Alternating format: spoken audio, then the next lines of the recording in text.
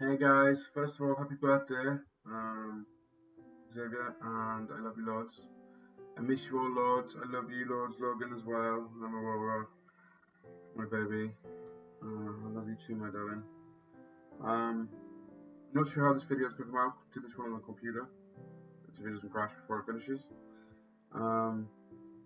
First one we're going to read is Little Rex and the Big Roar by Ruth, Smythe, and Julian, as you know.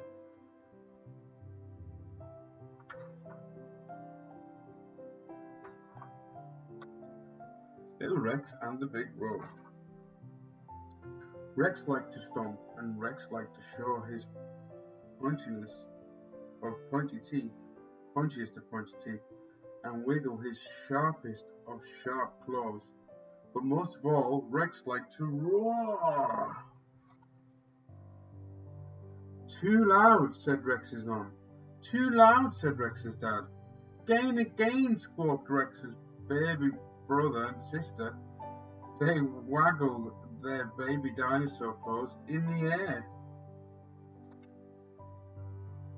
Rex tried to roar quietly, roar, but it was very hard not to get louder, roar, and then louder still, roar, roar, roar. Too loud, said Rex's mum. Too loud, said Rex's dad. More and more and more, squeaked Rex's baby brother and sister. It's time for the baby's nap, said Rex's mum. No more roaring now, little Rex. So Rex went up to play with his friends. Rex's friends, Three Horns and Spiky, were playing on the mudslide.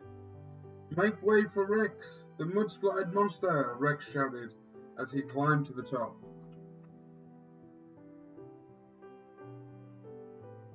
From the top of the mudslide, Rex could see his mum and dad and his baby brother and sister. Look at me, Rex called to them, but Rex's mum and dad and the baby dinosaurs were all snoozing.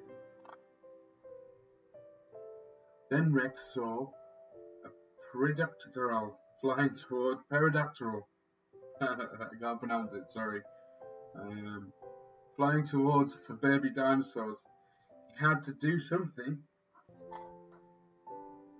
Rex slid down the mudslide and ran faster than he'd ever ran before, and just as the pterodactyl was about to pounce on a baby dinosaur, oh no!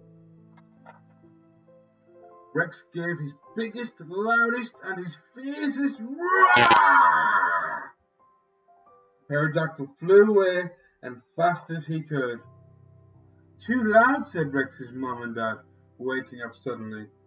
But then they realized what happened.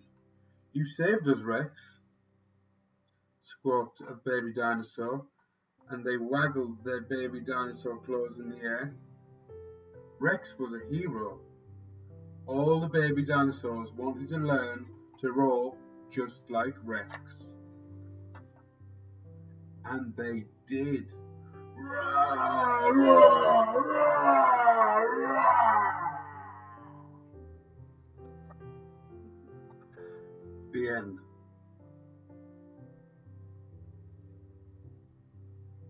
Hope you like that one, guys. So, the next one I've got is a Mr. Men book. And this is Little Miss Neat Cleans Up.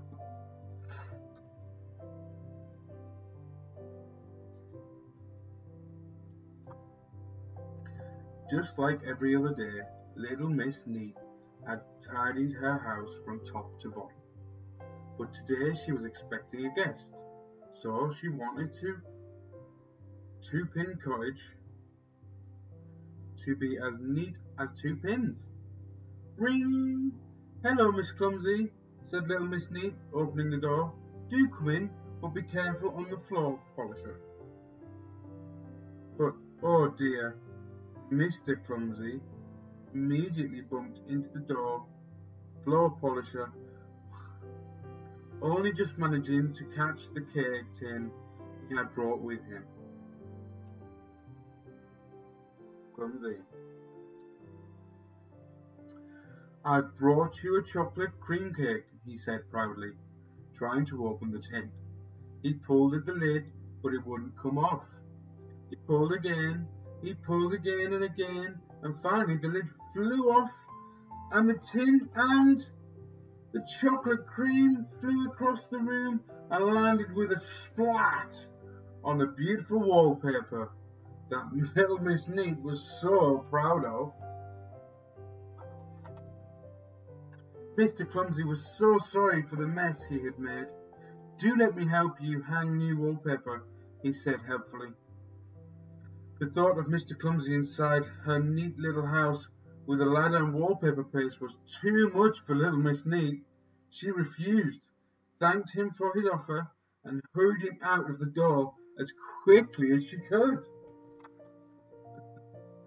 For the rest of that day, little Miss Neat rubbed and scrubbed and rubbed some more.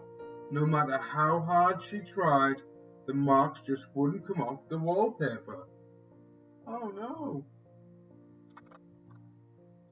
She ran to the hardware shop. "I've just what you need," said the man in the shop. "With Clever Clean, the miracle cleaner, your marks will be gone in no time at all."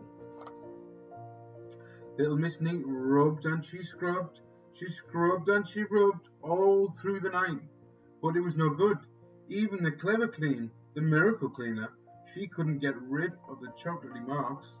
Little Miss Neat didn't know what to do. The next morning she rang Mr. Fussy. "Please come as quickly as possible," she said. "I've spent all night trying to clean the marks that Mr. Clumsy made on my walls, but I can't get rid of them."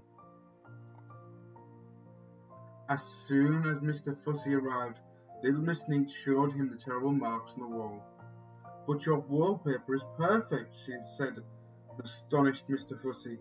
"I've never seen such clean wallpaper. You should be awarded a silver medal for cleanliness, and I, of course, would get the gold." "But what about all those marks?" exclaimed little Miss Neat. "All over the walls." If you wouldn't mind showing me your glasses for a moment," asked Mr. Fussy. "Can you see what the problem is, little Miss Neat?" Little Miss Neat's glasses. "All the marks have gone," said little Miss Neat, as she took off her glasses.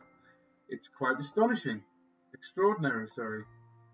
Now all little Miss Neat could see were the pretty flowers on her wallpaper, and every last flower was perfectly clean."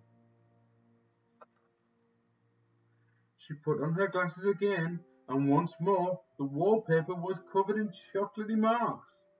Then suddenly, red with embarrassment, she realized her mistake and cried, "I see, it's my glasses that are dirty, not the walls. Oh, I think that I hadn't cleaned my glasses. How terrible." Just then, they heard a ring. There was somebody at the door. That somebody was Mr. Clumsy, carrying a bunch of flowers. "Hello, Miss Neat," he said. "I've come to say sorry for the terrible clumsiness yesterday." "Do come in," said little Miss Neat kindly. "I'll put these pretty flowers in a nice clean vase with perfectly clean water and give you a very nice slice of cake." But no sooner had Mr. Clumsy walked in the door than he had stepped into the bucket that little Miss Neat had been using to clean her walls. The water splashed all over little Miss Neat and Mr. Fussy. They were soaked from head to toe. "Back to work, little Miss Neat," laughed Mr. Fussy. "Oh, I'm so terribly sorry," said Mr. Clumsy. "I'm so starting to get used to the clumsiness." Mr. Clumsy giggled. "Little Miss Neat, in fact, I must thank you. My glasses are now perfectly clean again." The end. Hope you're having a great day, guys. I love you all. Speak soon.